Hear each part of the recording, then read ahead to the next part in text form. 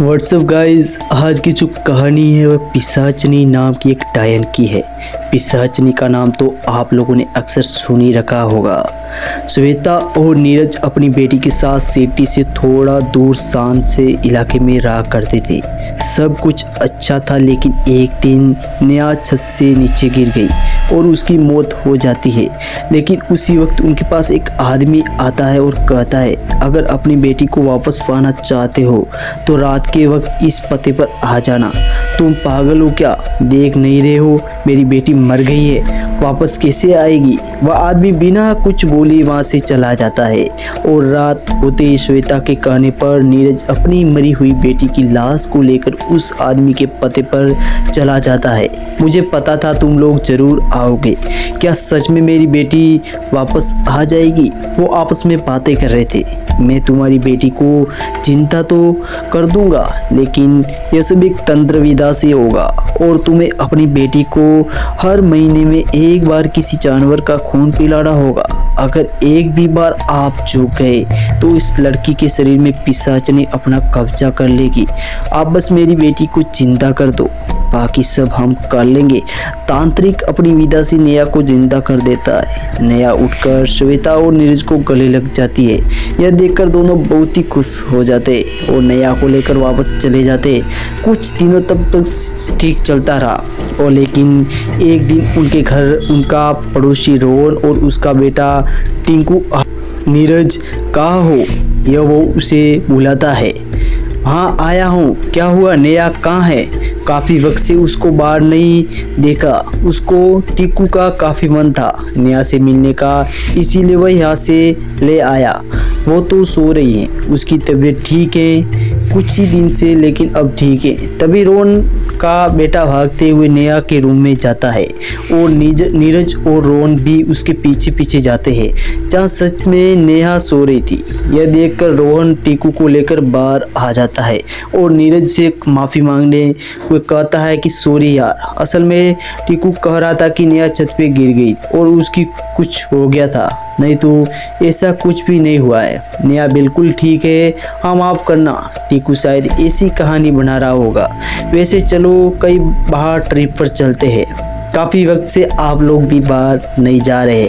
हाँ बिल्कुल, कल ही चलते हैं। इसके बाद रोहन वहाँ से चला जाता है। तुम्हें पता है ना तुम क्या कर रहे हो? अगले दिन रोहन, टीकू और पूनम तीनों मिलकर नीरज के परिवार के साथ एक हिल स्टेशन जाते हैं जहाँ कार में नेहा बिल्कुल चुपचाप होकर बैठी थी और अचानक ही नेहा टीकू के पास जाकर कहती है, टीकू मेरे पास आओ, तुम्हें कुछ बताना है। जैसे टीकू नेहा के पास गया, नेहा की आंखें लाल रंग में चमकने लगी और फिर नेहा ने जोरों से टीकू का कान काट दिया और टीकू के कान से बहुत तेजी से खून निकलने लगा। टीकू जोरों से रोने लगा। तभी रोहन भागता हुआ आया और कान खोलकर टीकू की बाहर निकाल कर कहने लगा, टीकू तुम ऐसे क्यों रो रहे हो? पापा पापा, वो नेहा ने मेरा कान काट दिया, खा गई मेरा कान। बेटा ऐसे कैसे हो सकता है? नेहा तो कब से हम लोगों के साथ बाहर बैठी हुई है और कौन से कान काटने की बात कर रहे हो? ना तुम्हारा कान काटा है और ना ही कोई खून लग रहा है। तुम कोई सपना देखा है? नहीं पापा मेरी बात सुनो, सच में वो नेहा नहीं है। वह वहाँ नीरज नेहा के साथ आता है और नेहा अपनी आंखें लाल करके टीकू को देखती है। रोहन, आज हमें यही आसपास कहीं रुकना होगा क्योंकि गाड़ी में कुछ खराबी आ गई है, वो मैं कल सुबह ही ठीक कर पाऊंगा। अच्छा कोई बात नहीं, देखते हैं। वो सामने घर में रोशनी है, जरूर वहाँ कोई ना कोई रहता होगा, उससे मदद ले लेंगे। आज के लिए यहाँ चलो, देखकर चलते हैं। सभी लोग उस घर की तरफ हो जाते हैं। सुनो, आज हमें नेहा को बाहर लेकर नहीं आना चाहिए था। आज उसको हमें देना ही होगा, वरना ना जाने क्या होगा।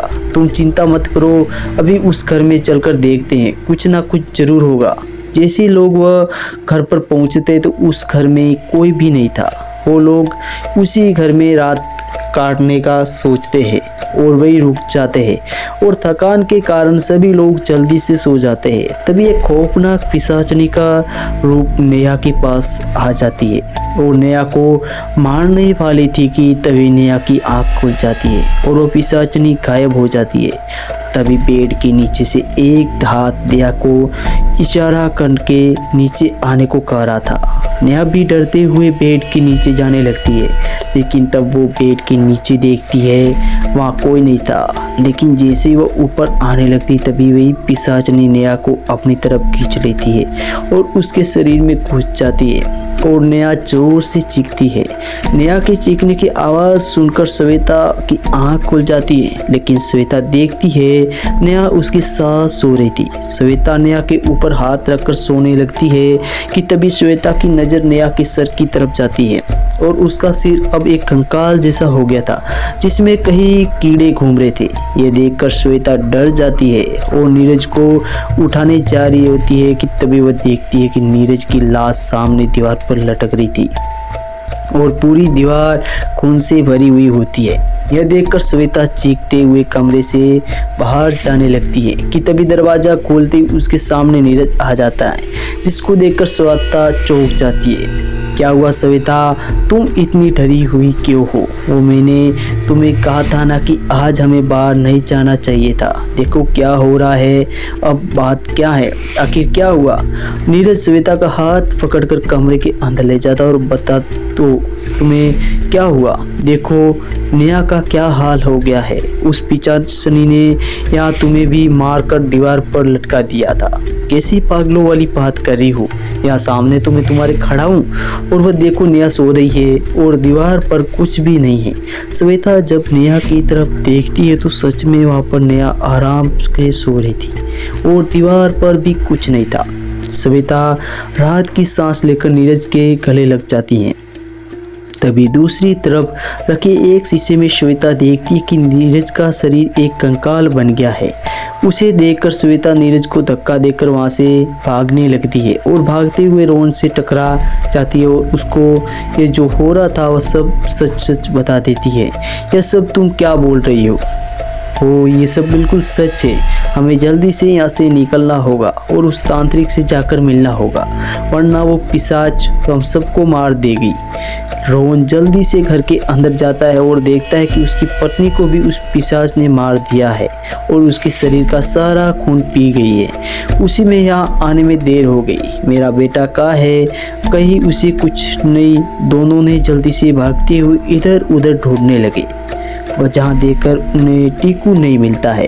फिर नीरज की आत्मा दोनों के सामने आती है। रुक जाओ रोहन, तुम्हें अगर अपने बेटे को बचाना है तो उस तांत्रिक के पास जाकर हल पूछना होगा। ऐसा कहकर नीरज वहाँ से गायब हो जाता है। रोहन तुम तांत्रिक से पूछो और यहाँ पे टीकू की मैं तलाश करती हूँ। रोहन जल्दी से कार को स्टार्ट करके उसके पास चला जाता है और उसको सब बता देता है। मैंने तो उन लोगों को पहले ही कहा था कि इस विधि से सावधान रहे। बाबा मेरे बेटे को बचाओ उस पिशाचनी से, कुछ करो आप। ठीक है, या लो शीशा ले जाओ, तुम्हें इस शीशे में उस पिशाचनी को कैद करना होगा और उसको तोड़ना होगा, तभी वह खेल खत्म होगा। रोहन वो शीशा लेकर जल्दी से वापस आ जाता है और श्वेता को सारी बात बताता है। दोनों अब उस पिशाचनी को ढूंढने लगते हैं। तभी वह पिशाचनी उस पर हमला करने लगती है और उसी दोनों को वहीं पे मार डालती है। पिशाचनी का वो खेल इतना खतरनाक होता है कि दोनों परिवारों की जान चली जाती है उस पिशाचनी के चक्कर में। क्या दोस्तों आपका भी कभी पिशाचनी से कोई टाका भिड़ा है? अगर भिड़ा है तो रहस्य अलर्ट पर आप ज़रूर बता सकते हैं ताकि अगली कहानी आपकी होगी।